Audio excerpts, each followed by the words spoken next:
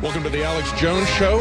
I've got Alex in the studio with me. I'm David Knight filling in the rest of the show. But Alex is joining us today to talk about the Hunger Games and to talk about the burgeoning police state. You know, it's one thing. We talk about that all the time. We see it happening all over the country. It's one thing to talk about it. It's one thing to understand it. It's another thing to experience it firsthand. And that's exactly what Alex and most of the InfoWars crew did last week. I was watching it here live in the studio. It was pretty amazing. But even then, it's not the same as being in the middle of it, is it, Alex? That's right, folks. And again, it is Tuesday, the 26th day of November, 2013. And as usual, wild horses cannot drag me away. I had more stuff I had to do today, but I am going to go home early today, and I've actually got my children up here with me today at the office. But we're getting some other things finished, working on the Obama Deception 2, working on the nightly news, finishing up some work on the new studio. Really a busy operation here in the fight for liberty. But I thought, while I'm here, why not give folks my review of the Hunger Games? I know it's been out since last Friday, but I went and I saw it last night and have some reflections on that coming up in the next segment that I will then tie into some of the police state news just that we see locally here in Austin, Texas, and outside Austin, Texas, where, according to the cell phone video, a young man saw two girls fighting, so he walked up, was standing there, and then was walking away and had done nothing, and he wasn't a troubled student.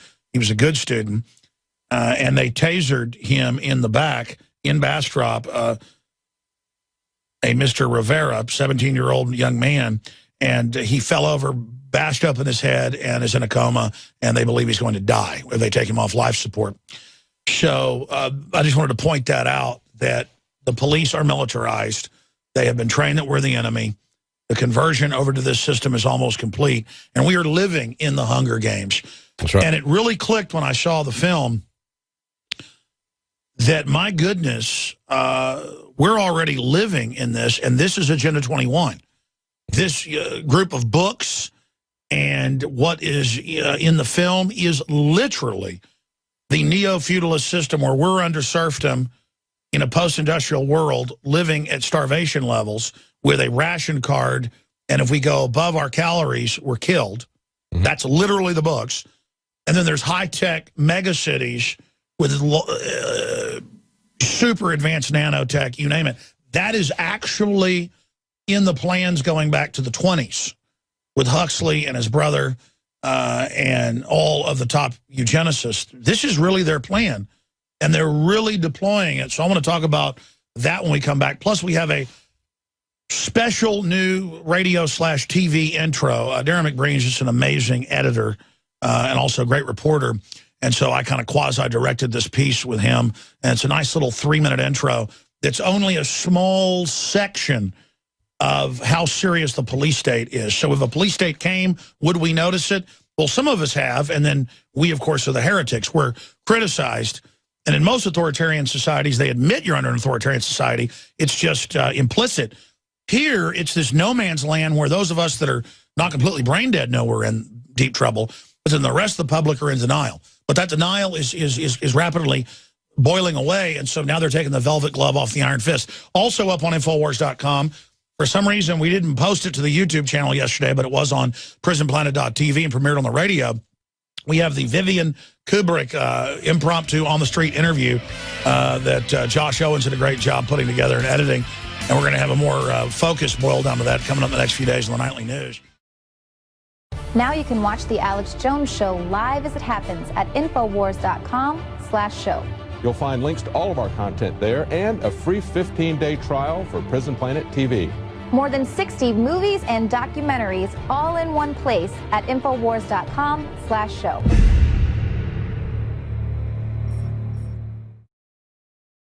Welcome back to the Alex Jones Show. I'm David Knight, and I'm here live in the studio with Alex Jones. That was an amazing new intro put together by the people that are working on the documentary. That's a sample of what's going to be coming up in this documentary. Darren McBreen and others put that together. That's a great segment, Alex.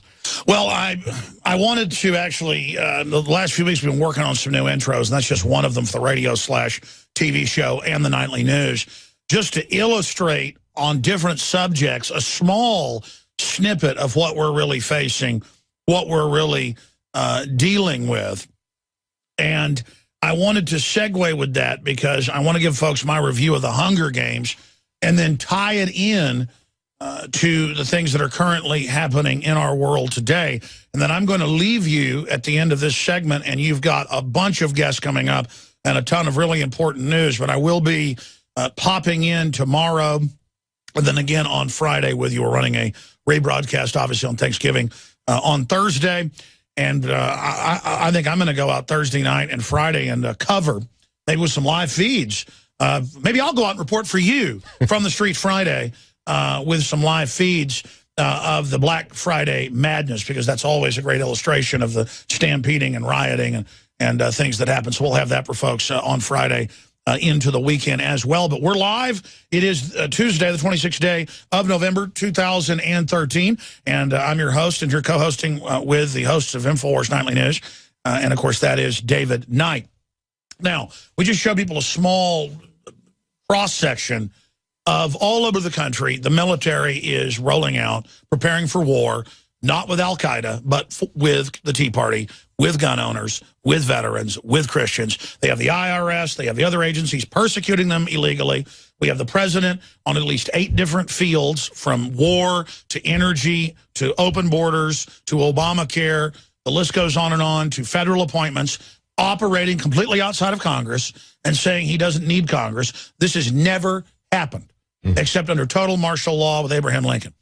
This has never happened. And I have to say, that was on the war he acted dictatorial, not on all other issues. So Obama is officially, by every yardstick, on a scale of 1 to 10, a 10 being a total maximum dictator, Adolf Hitler, Saddam Hussein, Obama is about a 7 now. And the persecution's going on, and the arms buildup is going on. And well, he set up the entire infrastructure. I mean, just because he hasn't started shooting people in the streets or rounding them up and putting them in prison camps, it doesn't mean that, that's what you're talking about, the 7 on the scale of 1 to 10. He's set up the infrastructure for tyranny. And just as they had in this video, he started it and he ended it with a military-industrial complex speech by Eisenhower, because that's what's driving this. It's the accumulation of weaponry. Absolutely. And directing that little intro, that's only a smidgen of the stuff I could have put in there. We could have an hour-long intro just showing more craziness on top of more insanity, because it's not crazy.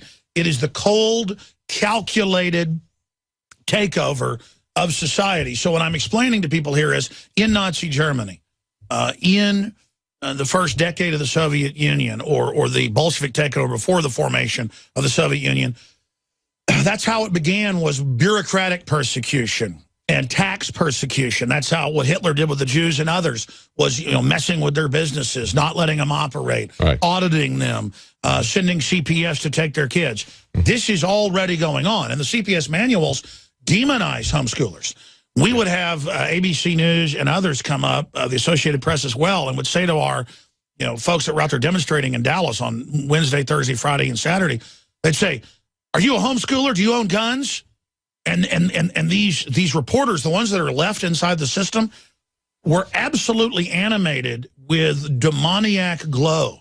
This one woman that was talking to Gucciardi, I walked over and she turned on me and was like smiling with hate. And I mean, these are actual operatives. Folks have to understand now, who's left in the system are either people that are total mercenaries and hate their job. And I talked to some of those, high level and mid-level and low level. I mean, Dallas Morning News writer came up in my hotel and she goes, "Oh, my dad's a huge listener. I want a photo for him. Yeah, I'm here to write this piece. It's so great what you're doing." And then the piece comes out and it's a negative hit piece. So that's the type of stuff that goes on, because they will not let it get out. The Dallas Morning News, by the way, is highly controlled. My mother worked there for many years. Oh, yeah. And I'm not going to get into that, but the whole point is we can see that from the story that they put out. I mean, there's a bunch of them, and they were all literal, twisted fictions mixed in with some truths. Now, in the time we've got left here, I want to get into all this news and talk about the Hunger Games in context. I went to the Hunger Games last night with my wife, and the first one was pretty good. The second one had unbelievable cinematography. Just the scenes driving in the train, the scenes of the sports stadiums, the way they can I mean, this was delicious to the eye. Mm-hmm. This film was delicious to the eye. You've seen it as well on Friday. But looking at it, you see, this is all coming true. This is all happening. This is actually the Agenda 21 exact plan. This woman who wrote it is either a total patriot and aware of what's going on and super smart, or she's a total operative. Mm-hmm. And we tried to contact her many times. Obviously, she hasn't gotten back with us because publishers and folks don't let somebody that big usually do interviews. They try to tie them down. But who knows? You know, she might be a listener like Vivian Kubrick, and her interview is now up on Infowars.com for folks that want to see it from yesterday if you're a radio listener. But looking at this is the dream.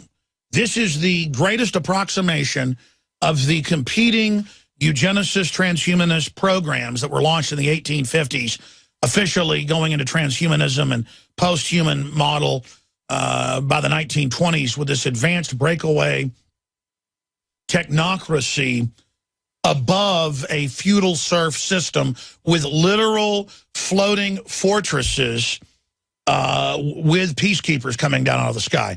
In fact, I read the book, Things to Come, and then he made it into a film. What was the name of the H.G. Wells film that came out in the 20s? It was Things to Come. That's right, Things to Come. The book was, or the novel Shape of Things to Come. Exactly, but in that, it's a UN world government bombing the old countries that don't want to be part of it. They end the family. UN peacekeepers come down out of giant, what looks like bat-wing fighters, B-2 bombers. Yep. And then I watch this, it's giant bat-wing B-2 bombers. I mean, literally, that's how smart the New World Order is. H.G. Wells wrote a book and made a film that even by today's standards is incredibly high quality. Yeah, there it is, Things to Come, that everybody should watch. It's free online on YouTube. Yes. In fact, one of our film contest entrants actually did one paralleling it to Agenda 21. That's why you watch this. This is a repeat of them shaping the mind, preparing everyone. Now, I'll give her the benefit of the doubt and say, well, you know, Hunger Games catching fire, just like Bane wants you to have a revolution and says, fire goes up. It's the same thing. They're trying to invoke a false revolution in a dialectic, this is on record, of the pressure they've created. And here's Peter Sutherland. Here's Peter Sutherland in The Guardian last week. Donald Sutherland, I always say Peter Sutherland. Donald Sutherland saying, I want Hunger Games to stir up a revolution. But what revolution does he want? Against capitalism, he says in here, and that he's a left-wing socialist. Now, I like Donald Sutherland. Also like the late Peter Sutherland. But the point is that we're going to come back and I'm going to break this down.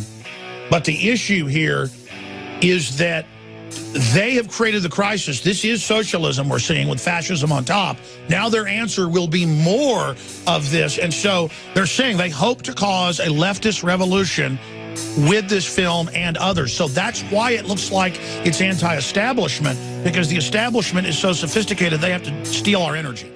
My review of The Hunger Games, I know it's been out since last Friday, but I went and I saw it last night and have some reflections on that coming up in the next segment that I will then tie into some of the police state news just that we see locally here in Austin, Texas, and outside Austin, Texas, where, according to the cell phone video, a young man saw two girls fighting, so he walked up, was standing. More stuff I had to do today, but I am going to go home early today, and I've actually got my children up here with me today at the office, but we're getting some other things finished, working on the Obama Deception 2, working on the nightly news, finishing up some work on the new studio.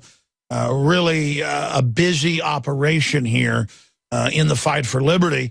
But I thought, while I'm here, why not give folks about that all the time? We see it happening all over the country. It's one thing to talk about it. It's one thing to understand it. It's another thing to experience it firsthand. And that's exactly what Alex and most of the InfoWars crew did last week. I was watching it here live in the studio. It was pretty amazing. But even then, it's not the same as being in the middle of it, is it, Alex? That's right, folks. And again, it is Tuesday, the 26th day of November, 2013. And as usual, wild horses cannot drag me away. I had more.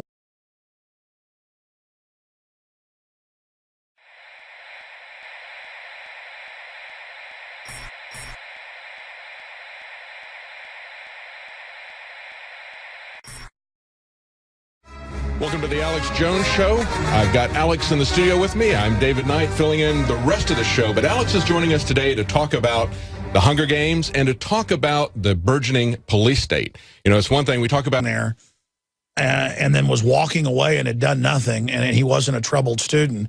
He was a good student. And they tasered him in the back in Bastrop, a Mr. Rivera, 17-year-old young man, and he fell over, bashed up in his head, and is in a coma, and they believe he's going to die if they take him off life support. So I just wanted to point that out, that